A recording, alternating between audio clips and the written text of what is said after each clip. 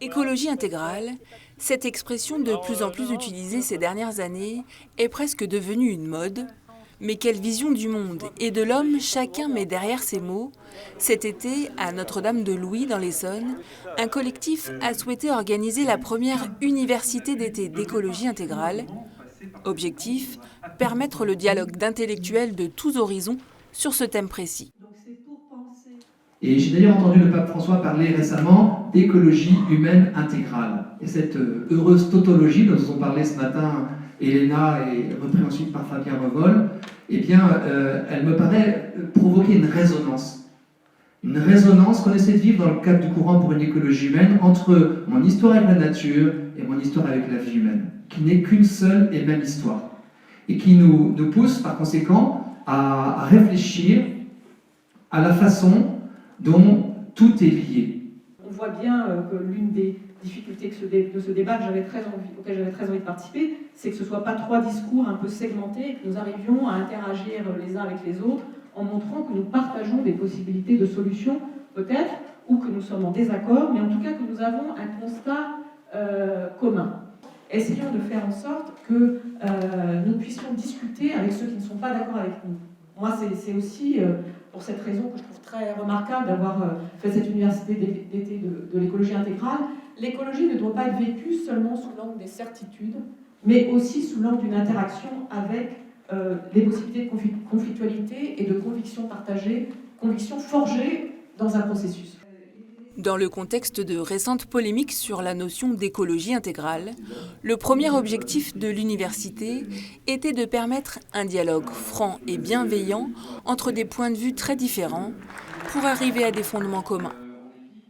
Moi, j'étais attachée au fait d'être physiquement présente là dans ce débat, de pouvoir échanger des arguments, que les choses soient dites sur nos désaccords et peut-être aussi certains points d'accord sur des enjeux écologiques.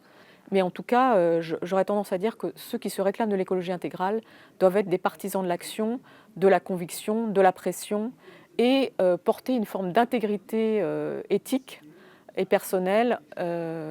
Voilà, c'est ça que j'attendrais d'eux. À côté des conférences proposées, différents ateliers et partages informels permettaient aux échanges de s'approfondir sur des questions précises.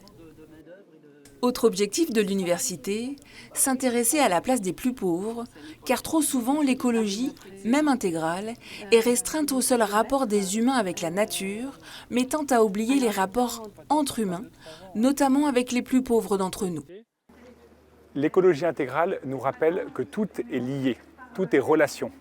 Et on ne peut pas aujourd'hui aborder les questions environnementales sans s'interroger aussi sur nos modes de production, nos modes de consommation, nos modes de vivre ensemble.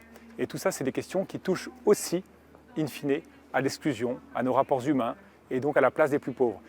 Voilà, cette université d'été, elle vient aussi du désir de se former, de se rencontrer, d'échanger ensemble pour aborder de la façon la plus responsable possible les grands défis qui nous sont posés aujourd'hui.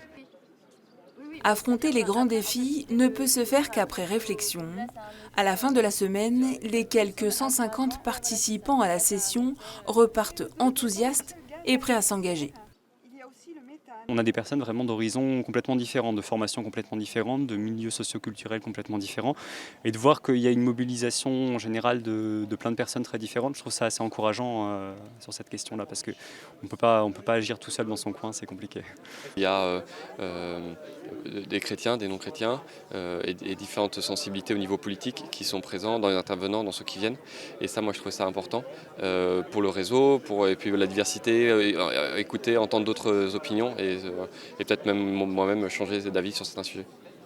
Alors moi par exemple ça me donne très très envie de me battre pour mon territoire, de vraiment aider à mon territoire à être revitalisé à travers pourquoi pas des engagements citoyens, aider à mettre en place des bonnes pratiques écologiques à l'échelle locale.